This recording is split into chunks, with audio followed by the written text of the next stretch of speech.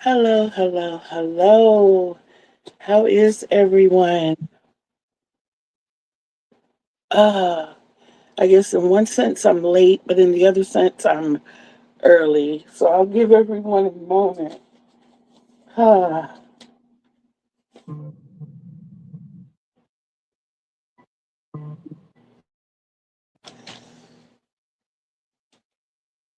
all right, I'm turning to notes.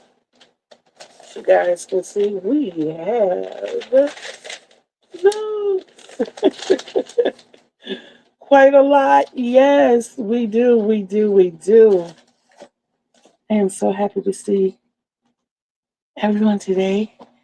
A little slow getting everything set up. And for that, I do apologize. Um,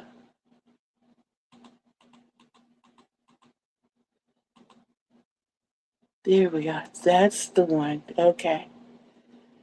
I look at it on TV so that I can see the comments as they come up because they're kind of small on the phone. Plus, I have something blocking where the comments come up.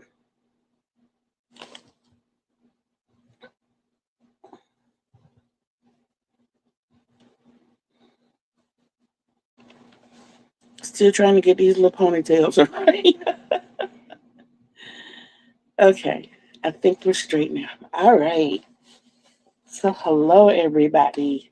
I guess you can see we are calling this Thinkers Thursday. I'm excited about the change in direction of the channel. I think it's I think it's kind of set now. I'm kind of getting used to it. Y'all, when I told y'all the last time that I was getting back on research, our questions for the day are going to prove to you just how much research your girl has been doing. But before we go into that, I want to go into the thirst quenches of the day. And the first thing I can tell you is that I had Hawaiian Punch and I am also drinking water. Typically, I don't drink this kind of water, but we had to get what we could get when we went to the store because they had cleared out all the great value. Also, my breakfast this morning, hey, don't judge me.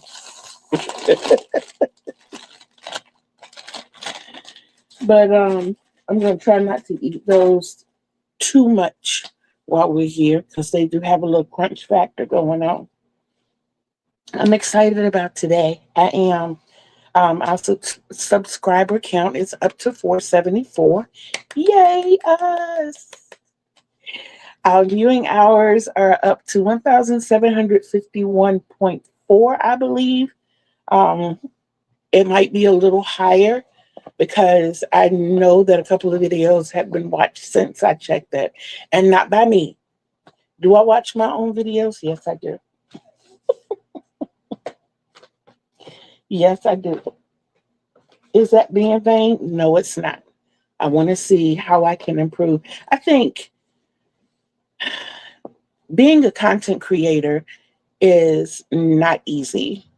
Um, Certain aspects of it are like I'm a talker. That part of it is easy. I'm a researcher. That part of it is easy. I'm a crocheter. That part of it is easy. But putting those into context to create the right content and then everything you have to do afterwards, for some, live is hard. For me, live is the easiest part because you don't go back and edit this. And I find myself now, because of not fully knowing how to operate the editing tools, I am here more comfortably than I am making videos. However, I am enjoying the tutorial videos that I'm making. I'm finding that a lot of fun because of the pause factor. You know, you do so much, you pause, you go ahead on and get to your destination. You do so much, you pause. I like that. I like that a lot. Um, but After you edit it, you have to upload it. And in the editing process, once you find your editing tool, you have to upload your video to that editing tool and then add in whatever extras. Sometimes you have to edit that video before you upload it to the editing tool. Add all your little frills and bells and everything, as Juan says, all the things. And then you upload it to back to your original, your camera, your phone, whatever, and then to YouTube. So a 30-minute video can take you an hour and a half to 2 hours just to put it out there. And that's a large chunk of time in a day. I don't care who you are or what you're doing. It's a large chunk of time in your day. So it's not as easy as just doing the video and putting it out there. However, because I'm having problems with the editing tool, a lot of my videos are just that, and I'm relying on the pause button. Okay, that's our education today about content creating. So, I told you about my tasty treats. And now the temperament tally. This is how I feel. My mood is a 9. I'm very upbeat and perky. The sun is out, but it is hug yourself cold outside. Y'all, 19 degrees. And I know that there are people who are in the negatives and in the single digits, and my heart goes out to you, and I'm praying for you guys daily. But 19 is cold for us. 19 is very cold for us. I'm in the northern region of the South. So anytime you say South, you're thinking, warm. 19, guys. 19. And last night it dropped down to 13. So that's pretty cold for us. We're not having ice issues or anything. Everything kind of melted yesterday, except like up around the trees, and the bushes and stuff. They are talking about the possibility of more snow. So we have that to look forward to. And then so with it being sunny outside and the warmth of the sun that's coming through the window, my mood is up. It's almost a tad bit warm in here. Almost. But when I think about what's on the other side of that window, I can take the toasties. Okay, now my health wise, I have to put that at about a 7. I know it was pretty low Tuesday. I was dealing very strongly with gout. I still am. I do have my prescription and I've been taking it as I'm supposed to. I am at the point that I can put just a little bit of weight. Okay, I understand, sis. Welcome in. How are you? But I can put a little bit of weight on this right leg. It's still affecting my right foot, my right knee, and my lower back. The finger is good. Um, it's still a little swollen in here, but I feel no pain. Um, a lot of the pain that you feel with gout is the discomfort of the pressure. It's like something is squeezing that joint really hard, and then it starts hurting. Almost it feels like in the bone and in the joining factors of the ligaments and the tendons. That's what it feels like is hurting. It just feels like something is putting pressure there, like someone is standing on that area, and they're not supposed to be there. That's what it feels like. But like I said, the finger is fine. I'm able to move it. I'm able to crochet. I'm not having any problems there, and I'm grateful for that. I've been able to write. Of course, with all the notes, I've been writing a lot. Okay, so now tasks and toils. Don't forget Taco Tuesdays. Day before yesterday was Taco Tuesday. I did write down, I wrote down the challenges. Okay, you know that there is this standing challenge. And if you don't know what Taco Tuesday means, TACO is the acronym for Take a Challenge on Tuesday. And being that the venue there has changed, Taco Tuesday is every other Tuesday now. Let's Talk Stitches are on the opposite Tuesdays. We had Taco Tuesday this past Tuesday. Next Tuesday will be Let's Talk Stitches. And what Juan is doing is teaching you the different stitches by looking at them by name and how they will appear on the pattern. He describes them. He will show you bits of patterns to show you what they look like. He has flashcards to show you what they are. It's an amazing adventure. And if you think you know everything, trust me. I had never in my life, and I've been crocheting for 57 years, heard of a bullion stitch. So when I saw it, I was like, you know, it looks like a toggle boat, you know. And to learn that, it made me go look for it. It made me go look it up. So you learn regardless of your level. And his patience in teaching is amazing. So I encourage you to hop over. It's at 7 o'clock Central on Tuesday nights. This Tuesday coming up will be Let's Talk Stitches. And then the following Tuesday will be Taco Tuesday. So what was drawn for the actual challenges was a heart pillow. Any size, any color, as long as it's a heart. You can make a heart motif. You can make a square pillow with a heart design in the middle, as long as it's a heart pillow. It didn't say a heart-shaped pillow. It said a heart pillow. So options are open there. And then the other challenge that was drawn was 5 minutes a day crochet. Spend 5 minutes a day crocheting. This would have applied to me last week on the day that I did not even pick up a hook.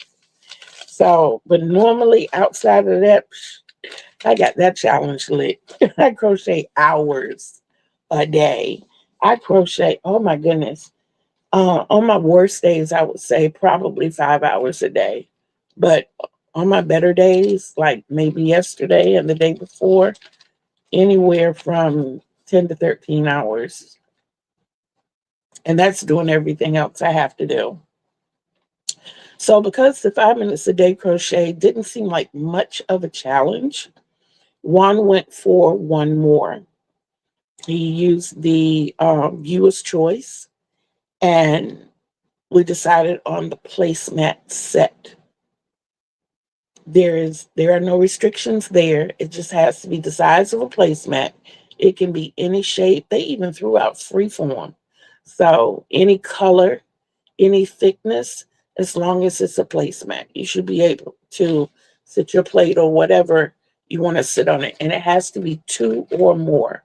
They don't have to look exactly alike as long as they are set. Because I'm thinking freeform, once you do the first one, it's kind of hard to duplicate a second one. So I'm sorry, I haven't done that in a little bit. So whatever, you do, as long as they can come together in a set, you know yourself if it's a set or not. You can make 2, you can make 20. And if you want to be smart about it, and if you have smaller children around, you can make play sets for their tea sets. I'm just saying. Do you a couple of rounds of granny squares, and if you want to take a picture of it, put the little saucer up there or your little plate. Take a picture of it. Or if you got the little set of 4 or 8, make 4 of them or 8 of them and sit the plates on them. Options, guys, options. I'm just saying. And then, of course, there's the standing challenge, which is the Scrap Stash Busting Challenge, which is season long. Go through your stash, go through your scraps, work that yarn.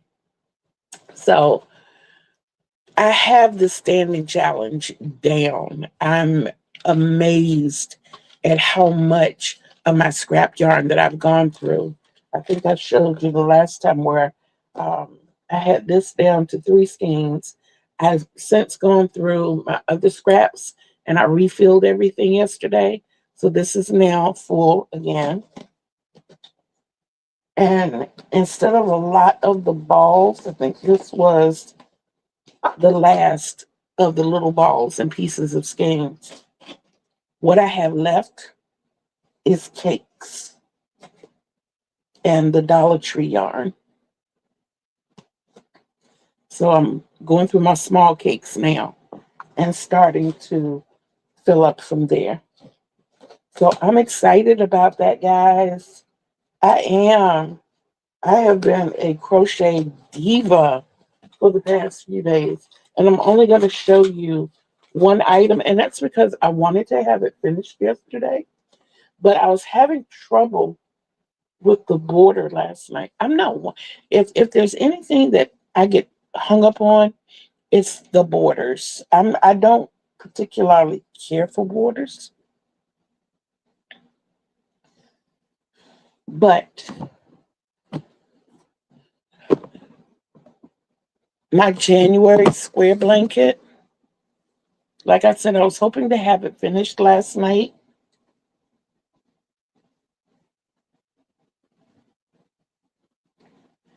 Whew. Okay. Ah, that was a stretch. But I am going to finish it today. Not hoping to. I'm going to finish it today. Um, I'm loving this blanket.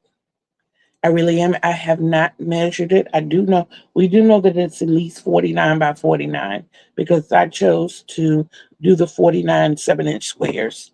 And each square was 7 inches, 7 of them across, 7 of them down. That's 49 inches across and 49 inches down. So after I complete the border, then I'm going to, y'all, I created a new border last night. Oh my God, it's so pretty. But it's not suitable for this because this is busy. This is very busy. So I didn't want such an intricate, it's so simple. It's double crochets, but it's the way it's done together. I was like, wow, but I'm going to show you guys. I don't have it worked up now because I took it out, but I did. Trying to think, what did I do with it? Maybe I put it here.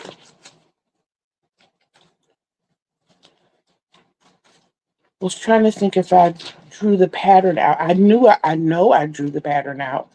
The question is where, and I've only worked in these 2 books, so I shouldn't have a lot to go through to find it. Let's see here. Here it is. Okay. For those of you who can read patterns, that's it. I hope I have it in view. Trying to look at the TV and see. Yeah. That's it right there. So you're actually doing double crochets in the top of double crochets.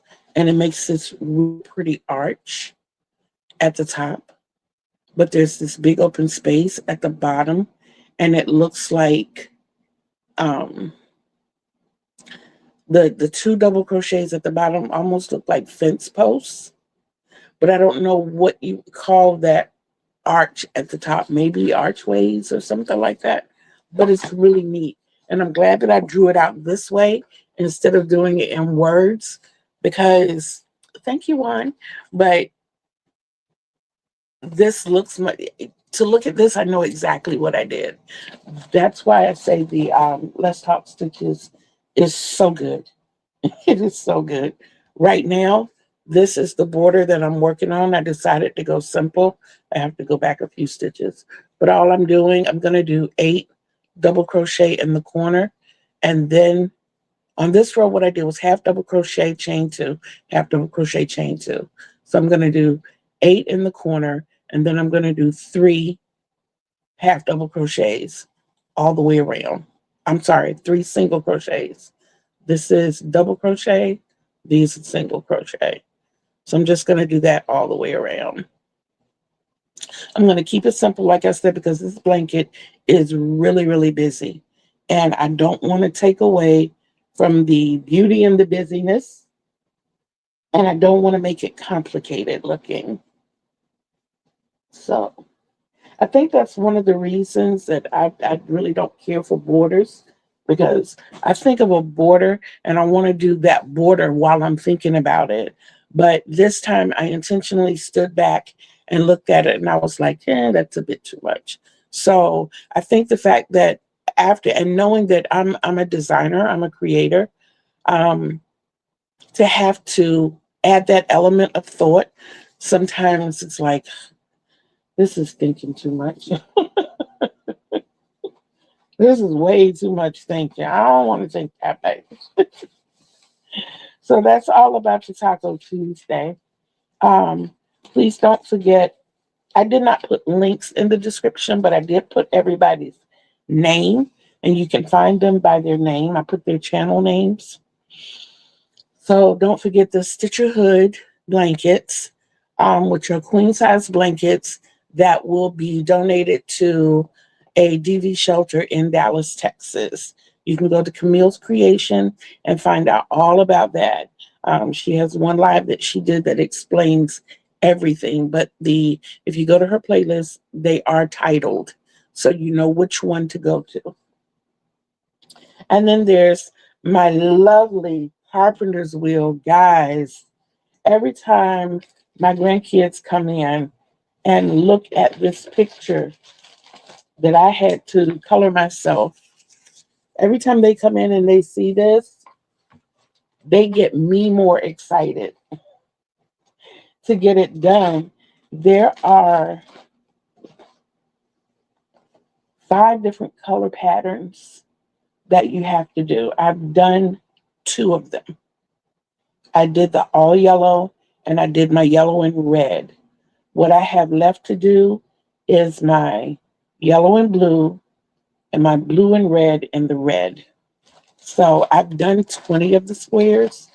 To me, I'm behind because we're approaching January 31st and I wanted to do a square a day.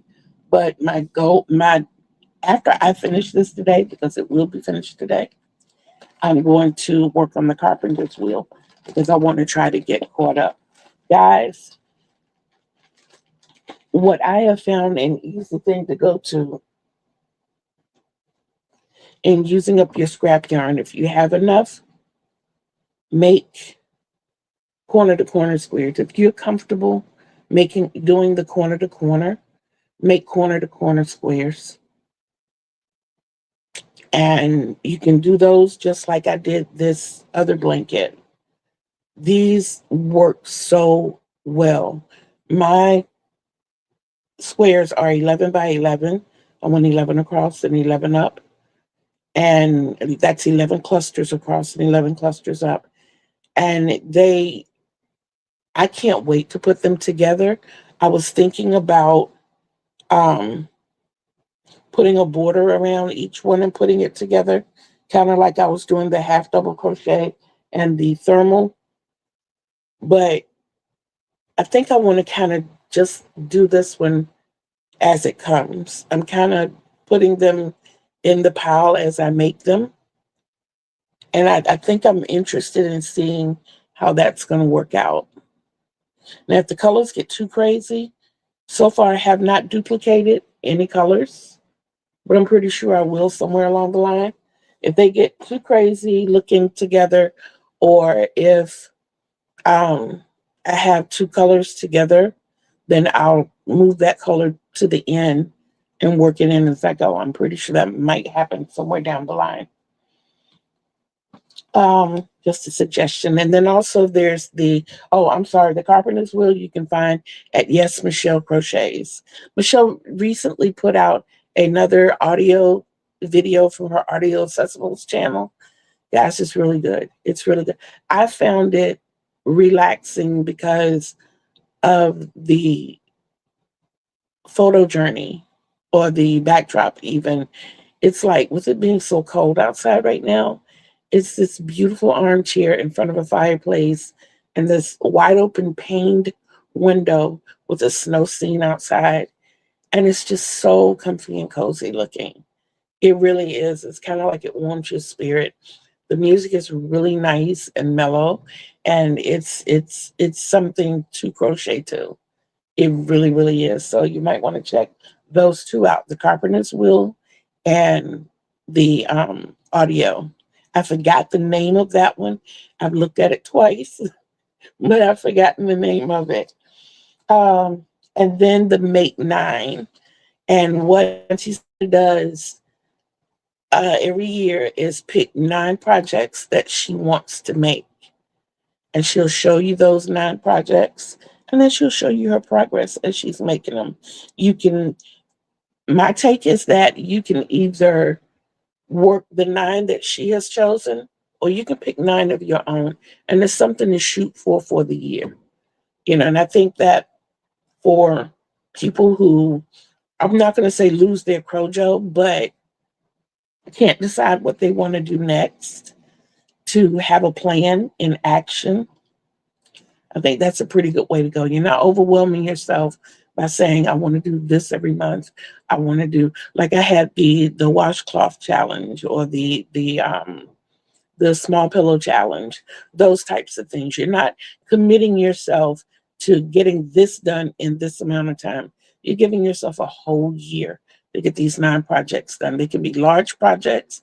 They can be small projects. You know, maybe you want to try your hand at the little bitty crochet and make some earrings or a necklace, or, you know, bracelets or something. I saw a crochet ring once and I thought it was so cute. I thought it was so cute.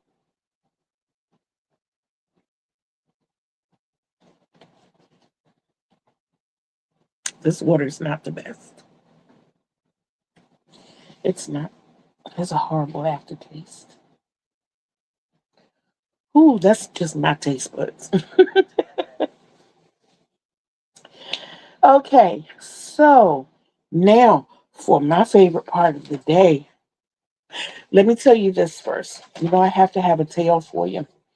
So this is more or less a little history, more than one story. So I've been crocheting since I was 5, and I've been bowling since I was 7. And in my life, these are 2 things that I enjoy very much. Oh my goodness, I enjoy very much. And I never in the beginning thought that the 2 would come together in any type of way. Well, as a young adult, because I was pregnant with my first son, Melvin.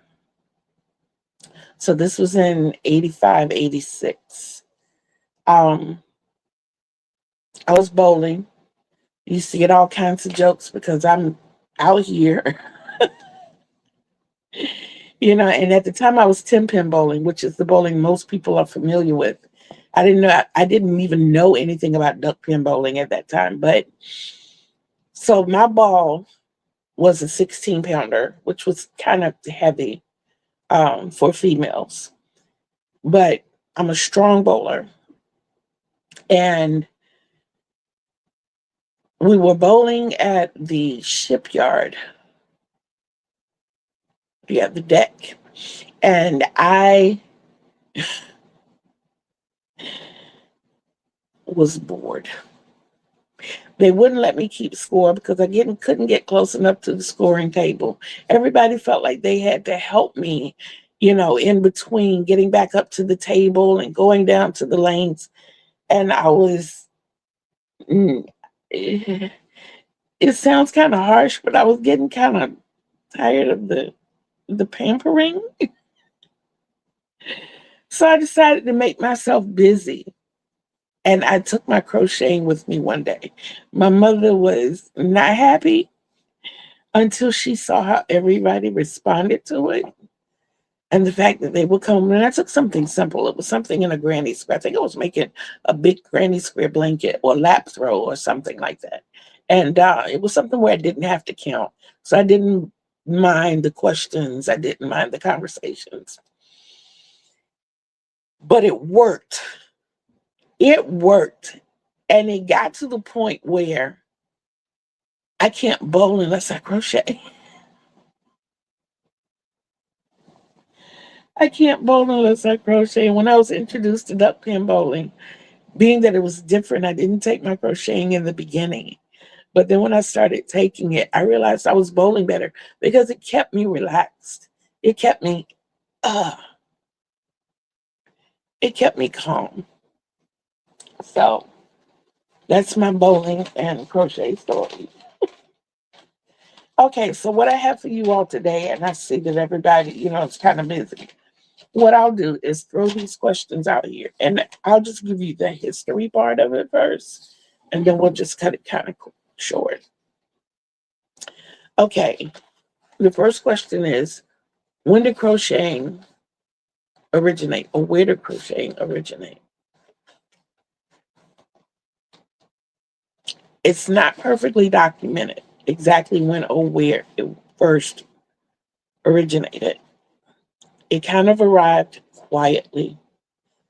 It was established in Europe in the early 19th century. And it was documented in the Dutch Journal in 1824. Now, once crochet took hold, it spread quickly as a lace making technique. This technique produced what's called the Irish crochet, which came about the mid 19th century. And this was a popular or an important source of income during the Irish famine years.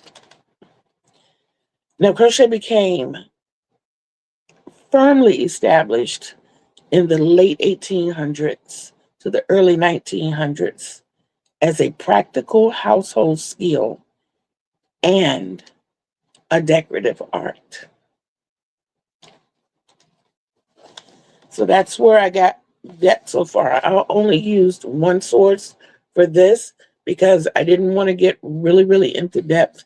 I had questions that I wanted to ask, but here's a little something that you can do. And what I'll do is next Thursday, I'll come back and ask these questions again, but this is something that you can look up if you have time or you want to do this.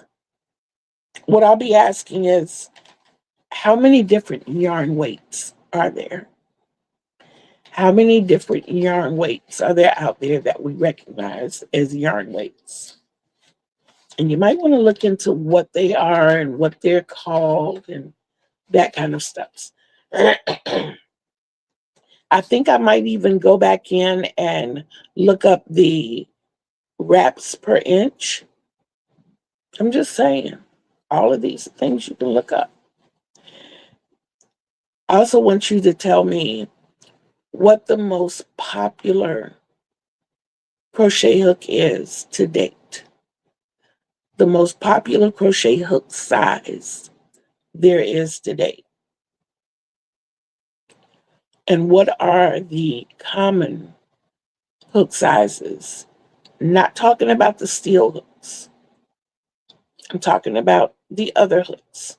What is the difference? What is the first difference outside of appearance between the standard crochet hooks and the steel hooks? Especially if you're looking to purchase one. Okay? What is the largest standard crochet hook? That one I'll tell you. The largest standard or commonly used crochet hook is a 30 millimeter, and it goes by the alphabet of T or X. Now, when I say 30, I mean 30 millimeter. Okay? And here's a little fact for you, too. Kind of chum on. The largest crochet hook recorded in the Guinness World Records book is, doesn't have an alphabet, 11 centimeters, which is 4.3 inches in diameter. Guys, that's a hook like that. No, it's like that wide. Can you imagine crocheting with something like that? Oh, and 9 feet long. Oh no. Oh no. No, no, no, no, no. Guys, you'd have to crochet like this. It would definitely take more than one person. I found that to be so fascinating. And just the way my little Bobby's World mind runs to envision that. Oh my goodness, guys. Look at it. 4.3 inches. 4.3 inches in diameter.